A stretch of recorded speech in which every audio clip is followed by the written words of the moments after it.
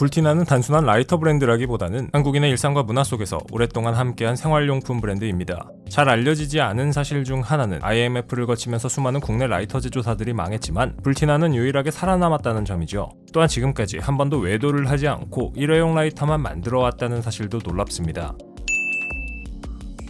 한국 기업 에이스 산업이 만드는 라이터 브랜드 불티나와 에이스는 오랫동안 국민 라이터라는 별명으로 불렸습니다. 화려하진 않지만 그 실용성 때문에 어디서나 볼 수 있는 존재였지요. 가격 대비 뛰어난 실용성과 대중성을 바탕으로 확고한 입지를 다졌는데요. 길거리에서, 편의점에서, 심지어 작은 구멍가게에서도 누구나 쉽게 접할 수 있었던 불티나, 과연 어떤 역사와 재미있는 사실들이 숨어 있을까요? 불티나의 역사는 1987년으로 거슬러 올라갑니다. 당시 외국산 오일 라이터가 주류였지만 가격이 비싸 대중적이지 않았습니다. 이때 한국의 의정부에서 에이스 산업에 의해 생산된 불티나는 저렴하면서도 안정적인 성능을 앞세워 빠르게 보급되었죠. 저렴한 돈으로 쉽게 살 수 있는 라이터라는 인식이 이 시기를 거치며 자리 잡았고 불티나는 곧 한국의 대표 라이터 브랜드로 성장했습니다. 한국 사람이라면 불티나 라이터로 불 안 붙여본 사람 없지 않을까요? 불티나의 가장 큰 특징은 단단한 내구성과 꾸준한 불꽃입니다. 단순한 플라스틱 케이스에 담긴 일회용 라이터였지만 불티나는 한번 불이 붙으면 잘 꺼지지 않는 안정성으로 신뢰를 얻었습니다. 더불어 간단한 구조 덕분에 고장이 잘 나지 않았고 가격까지 저렴했으니 대중성이 클 수밖에 없었습니다. 그야말로 기능성의 집약체라고 할 수 있죠. 불티나가 사랑받는 이유는 크게 세 가지로 정리할 수 있습니다. 첫째, 접근성입니다. 어디서든 구할 수 있는 흔한 존재였고 그렇기에 가장 익숙한 브랜드가 되었습니다. 둘째, 실용성입니다. 화려하지 않아도 쉽게 불을 켤 수 있는 본질적인 기능 하나로 오랫동안 자리 잡았습니다. 셋째, 가격 경쟁력입니다. 누구나 부담 없이 살 수 있는 가격 덕분에 일상 속 필수품으로 자리매김했습니다. 과거에는 삼성전자 기술연구소에서도 불티나 라이터를 만드는 과정을 지켜보고 노하우를 배워가기도 했습니다. 원재료 가격과 인건비가 상승하는 과정에서도 제품의 가격 상승 없이 오랜 기간 동안 계속 제품을 판매하고 중국산 저가 공세를 방어했기 때문이었죠. 만약 불티나 라이터가 없었다면 지금쯤 우리는 일회용 라이터를 훨씬 더 비싼 가격에 구매해야 했을지도 모릅니다. 불티나는 대중문화 속에서도 은근한 존재감을 드러냈습니다. 90년대 드라마나 영화 속에서 주머니에서 꺼내 켜는 라이터가 대부분 불티나였고 길거리 포장마차 옆에서도 흔히 볼 수 있었습니다. 흡연 문화가 지금보다 활발했던 시절 불티나는 일상과 서민의 상징 같은 이미지로 자리 잡았죠. 외국의 럭셔리 라이터가 특정 계층의 아이템이었다면 불티나는 모두가 사용하는 한국인의 라이터였습니다. 불티나의 라이터는 와인과 같습니다. 이게 무슨 소리냐고요? 불티나의 라이터에는 차가운 가스가 들어가 있어 일주일 이상 따뜻한 곳에서 숙성해야 안정화됩니다. 40년 가까운 역사를 가진 불티나는 이제 단순한 생활용품을 넘어 한국인의 기억 속에 자리한 문화적 아이콘이 되었습니다. 브랜드가 가진 상징성은 실용성과 접근성, 그리고 일상성과 맞닿아 있죠.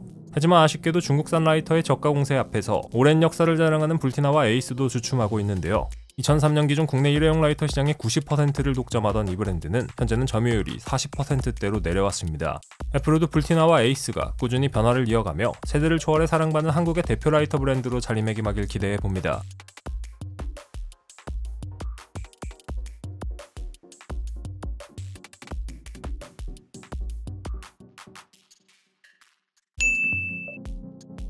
볼펜부터 라이터, 면도기까지 온갖 물건을 다 만드는 회사가 있습니다. 바로 우리에게 BIC로 잘 알려진 프랑스의 회사 소시에떼 빅입니다. 1945년 처음 창립된 이래로 합리적인 가격에 오랫동안 이용할 수 있는 제품을 만들겠다는 모토로 다양한 상품을 만들어온 이 회사는 우리에게도 꽤나 익숙하죠.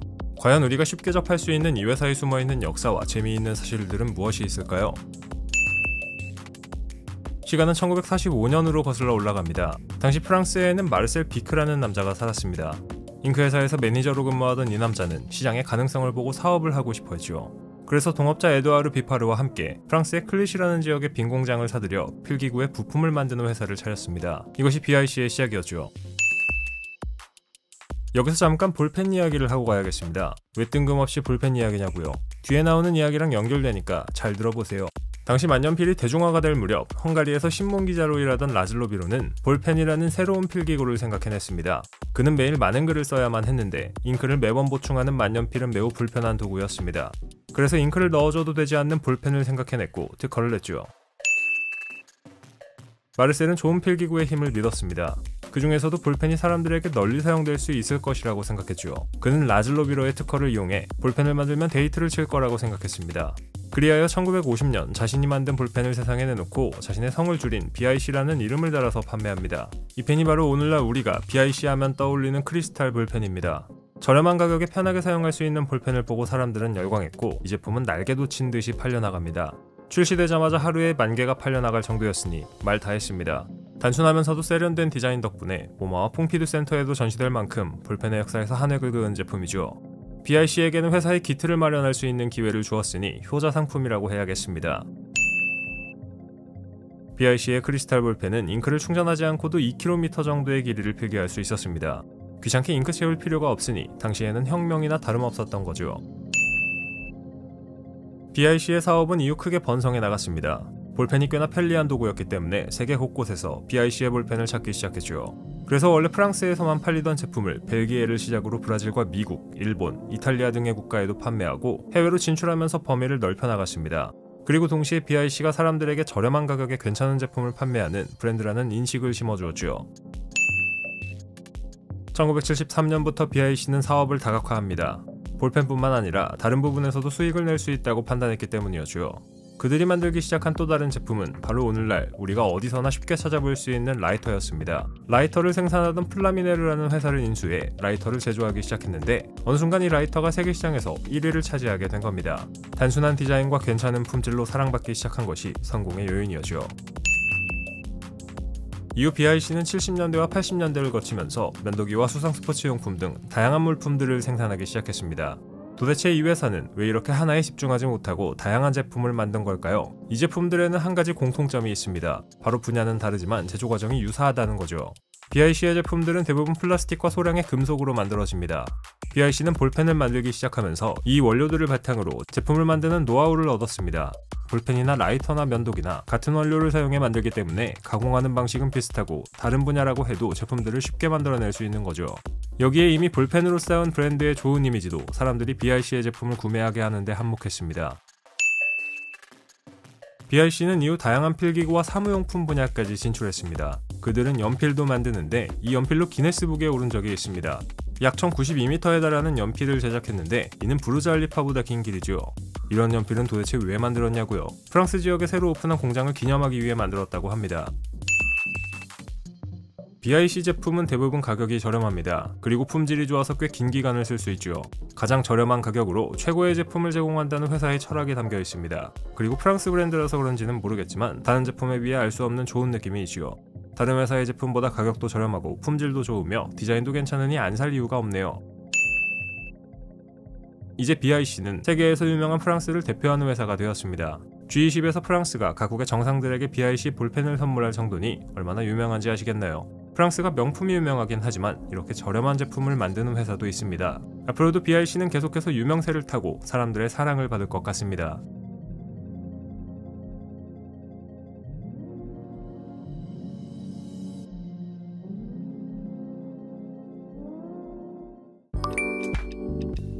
만약 타짜에서 고니가 곽초룡을 위해 연장이 아니라 이것을 꺼내주었다면 갑자기 분위기 담배되었을 겁니다. 오늘 설명할 브랜드, 미국 출신의 지포 이야기죠. 담배를 피지 않는 분들도 한 번쯤은 지포를 갖고 싶다는 생각을 해봤을 텐데요. 영화 속 소품으로 자주 사용되는 이 브랜드는 1930년대부터 지금까지 6억 개가 넘는 라이터를 생산하면서 애연가 그리고 라이터 마니아들의 많은 사랑을 받아오고 있습니다. 과연 지포의 숨은 역사와 재미있는 사실들은 무엇이 있을까요? 미국의 사업가 조지 블레이스델은 1932년 친구가 오스트리아의 임코라이터를 사용하는 것을 보고 의문을 품었습니다. 크기도 크고 잘 찌그러지는 등 여러모로 불편한 점이 많은 라이터였기 때문이죠. 하지만 그의 친구는 그냥 라이터니까 불편해도 참고 쓴다고 이야기했고 블레이스델은 이 라이터의 디자인을 조금만 바꾸면 대박이 날 것이라고 생각합니다. 이 임코라이터의 외관을 살짝만 변경해 내놓은 것이 바로 1933년부터 등장한 지포 라이터였죠.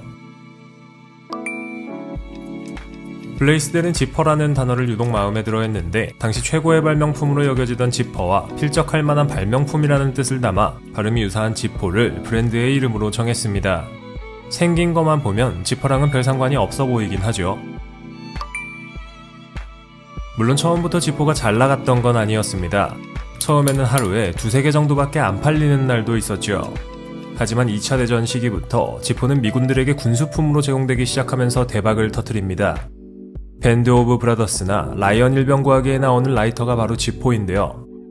이 시기부터 지포는 남자의 상징, 미국을 대표하는 물건이라는 이미지가 생겨나기 시작했고, 전후에는 미군들이 고향으로 돌아가면서 말 그대로 미국을 대표하는 국민 라이터가 되었습니다. 베트남전에서도 지포 라이터는 큰 인기를 고가합니다. 지포가 미국뿐만 아니라 세계적인 브랜드가 된 것은 베트남전 당시의 한 에피소드 때문이었죠. 당시 미 육군에서 근무하던 한 중사는 적이 쏜 총알에 맞았지만 상의 주머니에 넣어둔 지포에 총알이 박힌 덕분에 목숨을 구할 수 있었습니다. 이 이야기가 잡지에 실리면서 사람들에게 알려졌고, 이 이야기를 접한 군인들은 지포 라이터를 기적의 아이콘으로 여기며 부적처럼 들고 다녔죠. 베트남전에 참전한 병사들은 이 부적에 자신의 이름이나 부대명, 외설적인 문구 등을 새겨 들고 다니기도 했습니다. 그렇다면 이 지포 라이터가 군인들에게, 더 나아가 전 세계 사람들에게 사랑받을 수 있었던 이유는? 가장 큰 이유는 우선 실용성이었습니다. 물에 빠져도 불이 붙고 비바람이 불어도 불이 꺼지지 않았죠. 담배를 피울 때뿐만 아니라 전쟁 중 식량을 데워 먹기에도 유용했습니다. 어디에서나 불이 필요하다면 병사들은 지포 라이터를 사용했고, 그 결과 지포하면 실용적이라는 이미지가 생겨났죠. 물이 묻으면 안 켜지는 성냥보다는 지포가 더 편하지 않을까요? 두 번째는 튼튼한 내구성입니다. 앞에서 언급한 지포가 목숨을 살린 이야기 기억하시죠? 총알을 막아줄 만큼 소재 자체도 견고하며 튼튼합니다. 전쟁이 일어나는 극한의 환경에서도 별다른 이상 없이 작동하며 구조가 단순한 편이어서 그만큼 고장도 적죠. 세 번째는 보증입니다. 자신들이 만드는 제품의 품질이 지포는 얼마나 뛰어난지 알고 있습니다. 만에 하나 고장이 난다고 하더라도 언제든지 지포는 이를 수리해줄 의향이 있지요. 물론 최신의 부품들을 가지고 즉각 작동할 수 있게 만들어주는 건데요. 2020년 기준으로 지포는 800만 개가 넘는 라이터를 따로 비용을 부과하지 않고 무료로 수리해줬다고 하네요. 여전히 지포는 블레이스델 가문에 의해 운영되고 있으며 대부분의 제품들이 미국 내에서 생산되고 있습니다. 현재는 창립자의 손자가 회사를 운영하고 있다고 알려져 있죠. 역시 오래가는 믿을만한 브랜드 중에는 가족 운영을 고집하는 브랜드가 많다는 게 다시 한번 증명되는 셈이네요. 중국산을 본 적이 있다고요? 그러면 아마 짝퉁일 겁니다. 그렇다면 지포 라이터는 어떻게 만들어질까요? 간략하게 말하자면 지포 라이터는 대략 10개에서 15개의 공정을 거쳐 생산되는데, 생산되는 디자인이 얼마나 화려하냐에 따라서 공정이 조금 더 추가되기도 합니다. 지금까지 등장한 다양한 종류의 지포 라이터 중 18K 골드로 만들어지거나 화려한 무늬가 새겨지는 경우에는 한두 가지의 공정을 더 거쳐서 제품이 완성됩니다. 듀퐁은 지포는 딸깍이죠. 아마 이 사실에 반박할 수 있는 사람들은 없을 겁니다. 지포가 이 소리의 상표권을 갖고 있다는 사실을 알고 계시나요? 지포 라이터를 열 때 나는 딸깍 소리는 헝거게임의 휘파람 소리나 MGM의 사자포효 소리같이 이제 세상에서 많은 사람들에게 알려진 소리가 되었는데, 지포에서는 2018년에 이 소리에 대한 미국 내 특허권을 획득했습니다. 이제 지포 소리 입으로 흉내내면 돈 줘야 하는 것 아닐까요? 탄생한 지 80년이 넘은 지포는 이제 전 세계에서 모르는 사람이 없습니다. 수십 년 동안 대중문화에서 계속 등장해오면서 지포는 라이터의 대명사로 각인됐죠. 역사가 오래되다 보니 라이터의 용도로 이용하는 것뿐만 아니라 아예 수백 개, 수천 개씩 지포 라이터를 모으는 컬렉터들도 있습니다. 재미있는 건 지포 라이터 짝퉁을 찍어내는 중국이 세계에서 가장 많이 지포 라이터를 구매한다는 사실인데요. 심지어 중국에서는 지포 인기가 매우 뜨거워서 의류 라인도 런칭될 정도라고 합니다. 과연 지포는 앞으로 어디까지 성장하게 될까요? 미래가 매우 기대됩니다.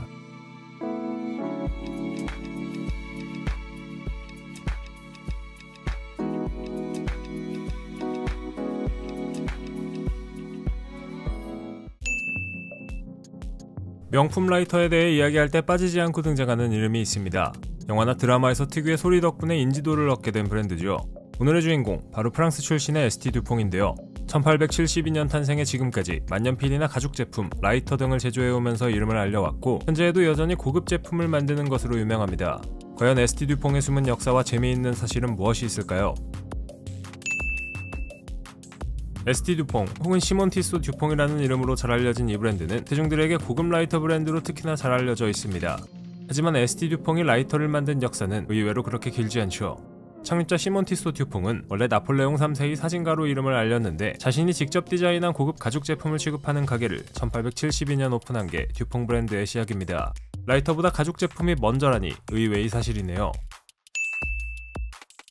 가죽 제품으로 성공을 거둔 뒤 시몬 티소 듀퐁은 두 아들인 루시안과 앙드레에게 1919년 회사를 물려주었습니다. 이들은 듀퐁이라는 브랜드를 대표하는 아이템을 만들어 유명해졌는데 바로 그 제품이 라이터죠. 2차 대전 시기 전쟁으로 인해 가죽 원자재 공급이 턱없이 줄어들었고 기존의 듀퐁에서 잘 팔리던 가죽 제품을 만들 수 없게 됩니다. 루시안과 앙드레는 이 위기를 극복하기 위해 1941년 가죽 가방 제작에 사용한 금속 세공 기술을 활용한 석유를 연료로 하는 라이터를 만들었고 1952년 이를 개량해서 가스라이터를 내놓게 됩니다. 듀퐁 라이터 하면 뭐가 떠오르시나요? 듀하면 퐁하는 라이터 소리가 아마 시그니처가 아닐까 합니다. 그런데 이 소리가 사실 의도적으로 만들어진 게 아닌 실수로 만들어진 소리라는 걸 알고 계시는 분들은 많지 않을 듯한데요. 1950년대 생산된 듀퐁의 가스라이터 제품들은 설계가 잘못되어 부품간 마찰이 심한 오류가 있었는데 브랜드 측에서 이 사실을 알지 못하고 실수로 불량품을 유통시켰습니다. 하지만 오히려 고객들은 잘못 만들어진 라이터에서 나는 퐁 소리의 매력을 느꼈고 머지않아 이 소리는 듀퐁 라이터를 대표하는 소리로 자리 잡았습니다. 참고로 이 소리는 퐁이 아니라 클링 사운드라는 정식 명칭까지 갖고 있죠.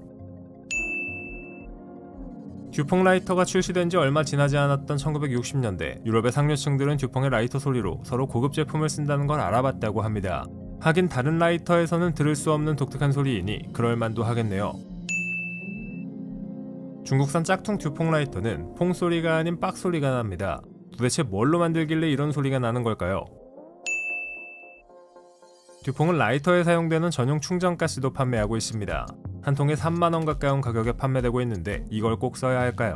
현재 듀퐁을 이끌고 있는 CEO 알렌 크레베의 인터뷰에 따르면 싼 거 써도 상관없지만 라이터 가스 품질이 저하되는 건 자신들의 책임이 아니라고 대답했습니다. 지금은 남성들을 위한 브랜드로 더 잘 알려져 있지만 1960년대에만 해도 듀퐁 고객층의 60%는 여성이었습니다. 당시에는 오드리 헵번이나 코코 샤넬 같은 유명 인사들도 듀퐁의 가방을 사용했죠.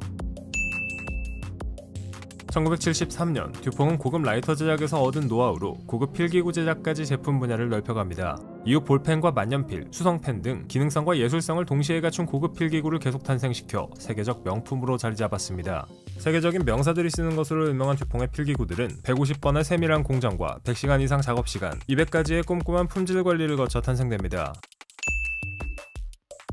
명품의 기준은 무엇일까요? 여러 기준이 있겠지만 중요한 기준 중 하나는 바로 품질입니다. 좋은 퀄리티가 어느 정도 보장되어야 명품이라는 칭호를 얻을 수 있죠. 듀퐁의 경우에도 품질 하나로 유명해진 브랜드인데요. 물론 저렴한 라이터 라인은 저렴한 가격으로 생산해 소비자들이 쉽게 구매할 수 있도록 하기 위해 중국에서 생산하지만 고급 라이터 라인은 여전히 프랑스에서 제작되고 있습니다. 재료를 고르거나 조립을 하는 것도 최대한 정밀하게 하며 고급 재료를 사용해 성심성의껏 제품을 제작하죠. 덕분에 듀퐁이라는 이름은 좋은 품질의 이미지로 소문이 나 있으며 여전히 많은 인기를 얻고 있습니다. 현재 듀퐁에서 판매하는 제품군은 매우 다양합니다. 브랜드의 시작이 된 가죽 제품도 여전히 판매하고 있는데 여행용 가방부터 서류 가방, 지갑, 벨트와 구두 등의 제품까지 제작합니다. 또한 라이터를 만들면서 시각 커터 같은 흡연 관련 용품들도 생산하기 시작했고 현재는 흡연 용품 분야에서도 최상의 브랜드 중 하나로 인정받고 있죠. 그리고 앞에서 언급했던 만년필 및 필기도구도 여전히 판매하고 있고 좋은 평을 받고 있습니다. 시간이 흐르고 유행이 변했지만 ST 듀퐁이 원하는 건 100년이 넘는 시간 동안 변함없이 유지되어 왔습니다. 사람들이 쓸 때 불편하지 않고 오랜 시간이 흐르더라도 모두에게 아름다워 보이는 제품을 만들어야 한다는 건데요. 어찌 보면 올드해 보이고 고리타분해 보일 수 있지만 듀퐁이 추구하는 미적 가치는 결국 질리지 않는, 변하지 않는 가치를 원하는 사람들에 의해 선택받을 수밖에 없습니다. 단순하면서도 진중하고 그러면서도 너무 무겁지 않은 아름다움을 간직한 듀퐁, 과연 앞으로도 사람들에게 꾸준히 사랑받을 수 있을까요?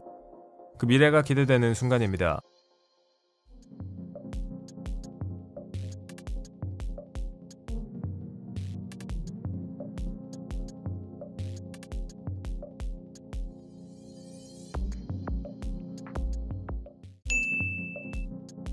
정통이라는 단어를 들으면 무슨 생각이 드시나요? 너무 올드해 보인다고요? 그렇긴 하지만 근본이라는 단어와 동의어인 정통이라는 단어는 알 수 없는 권위를 가집니다.